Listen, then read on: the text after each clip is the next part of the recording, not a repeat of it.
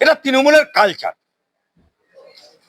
তৃণমূলে যারা এখন এই লাথি ফাতি মারছে কাউন্সিলর ফাউন্সিলর, এরা সিপিএম এর মার দেখেনি তো।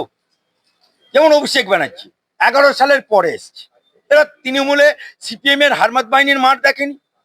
তাই এরা সব ঘুটে কৌনির ব্যাটা কি ছিনুক কি হনু, তেলা মাথায় তেল ঢালছে সব ফুলে ফেপে। এখন একটা তৃণমূলের কাউন্সিলর মানে তার গাড়ি থাকবে, তার নারী থাকবে, তার বউ থাকবে, এক্সট্রা নারী থাকবে। দেখুন না, ওদের শিক্ষামন্ত্রী সে বলছে তৃণমূলের নেতাদের দুটো করে বউ থাকতে পারে, আমার একটা বান্ধবী থাকতে পারে না অপা, চিকুন চিকুন ডাকুন টুকুন।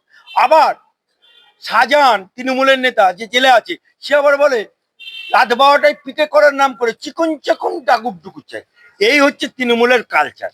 তা সুতরাং তারা ঘুটে কুনির বেটারা যদি মক্কা দেখে ফেলে কি ছিনু কি হনু, তাই সে যে বুড়োকে মারলো তার বাপের বয়সী, এর शख्स से शख्स हम लोग दावी करता है उसको जेल में डालना होगा, नहीं करेगा तो हाई कोर्ट में घिसट के ले आऊंगा।